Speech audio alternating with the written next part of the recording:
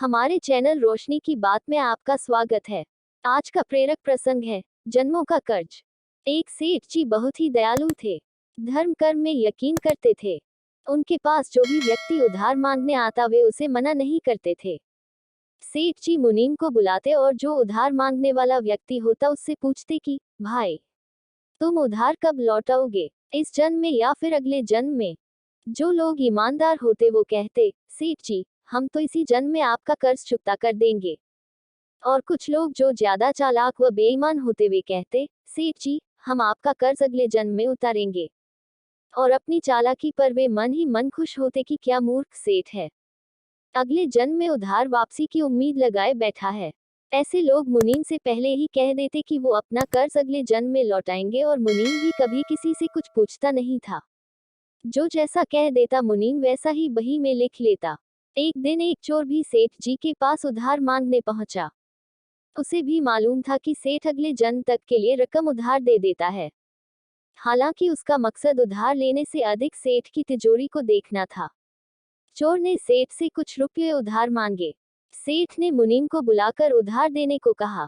मुनीम ने चोर से पूछा भाई इस जन्म में लौटाओगे या अगले जन्म में। चोर ने कहा मुनीम जी मैं ये रकम अगले जन्म में लौटाऊंगा। मुनीम ने तिजोरी खोलकर पैसे उसे दे दिए।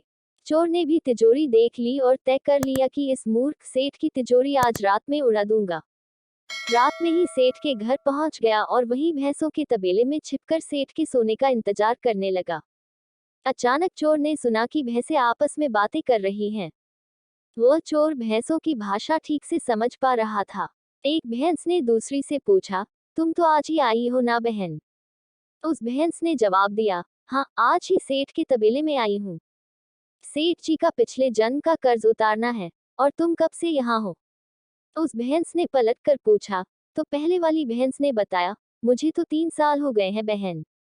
मैंने सेठ जी से कर्ज लिया था ये कहकर कि अगले जन्म में लौटाऊंगी। सेठ से उधार लेने के बाद जब मेरी मृत्यु हो गई तो मैं भैंस बन गई और सेठ के तबेले में चली आई। अब दूध देकर उसका कर्ज उतार रही हूँ। जब तक कर्ज की रकम पूरी नहीं हो जाती तब तक यहीं रहना होगा। चोर ने जब उन भैंसों की बातें सुनी तो होश उड़ गए और वहां बंधी भैंसों की ओर देखने लगा। वो समझ गया कि उधार चुकाना ही पड़ता है, चाहे इस जन्म में या फिर अगले जन्म में। यानी सेठ का कर्ज उसे चुकाना ही होगा। वह उल्टे पांव सेठ के घर की ओर भागा और जो कर्ज उसने लिया था उसे फटाफट मुनीम को लौटाकर रजिस्टर से अपना नाम कटवा लिया। शिक्षा। हम सब इस दुनिया में इसलिए आते हैं क्योंकि हमें किसी से लेना होता है तो किसी का देना होता है। इस तरह से प्रत्येक को कुछ न कुछ लेने देने के हिसाब चुकाने होते हैं। इस कर्ज का हिसाब चुकता करने के लिए इस दुनिया में कोई बेटा बनकर आता है तो कोई बेटी बनकर आती है। कोई पिता बनकर आता है तो कोई माँ बनकर आती है। कोई पति बनकर आता है तो कोई पत्नी बनकर आती है।